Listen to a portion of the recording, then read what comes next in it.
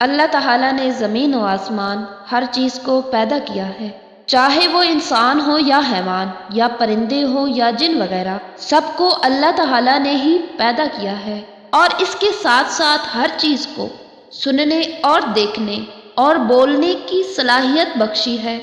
اور ہر چیز اپنی زبان سے اللہ کے ذکر میں مصروف ہے، اور جب اللہ تعالیٰ ان کو عطا کرتا ہے تو یہ اس کی ذات پر شکر ادا کرتے ہیں، اور جب ان کو کوئی تکلیف پہنچتی ہے تو اس دکھ کا اظہار اللہ پاک سے کرتے ہیں۔ حضرت محمد مصطفیٰ صلی اللہ علیہ وآلہ وسلم کا ارشاد گرامی ہے کہ ایک ایسا گناہ ہے جس سے 80 سال کی نیکیاں ضائع ہو جاتی ہیں، اور اس کے لیے دوزخ میں ایک کنواں تیار کیا جائے گا۔ مثال کے طور پر آپ زمین کو ہی دیکھ لیجئے کہ زمین بولتی بھی ہے اور سنتی بھی ہے،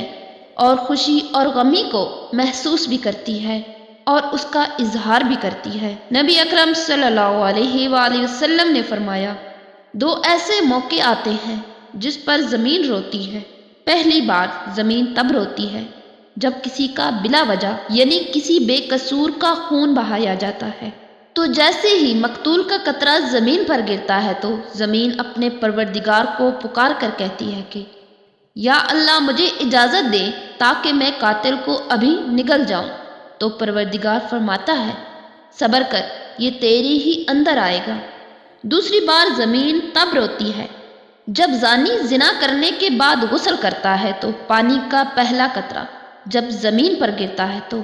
زمین زار و قطار روتی ہے اور اپنے پروردگار کو پکار کر کہتی ہے کہ اے اللہ پاک مجھے اجازت دیں تاکہ میں اسے ابھی نگل جاؤں، تو آگے سے آواز آتی ہے تھوڑی دیر صبر کر، یہ زمین کے اندر تیرے ہی پاس آئے گا۔ ان دونوں صورتوں میں زمین روتی بھی ہے اور بولتی بھی ہے، اور یہ اللہ پاک کی قدرت ہے۔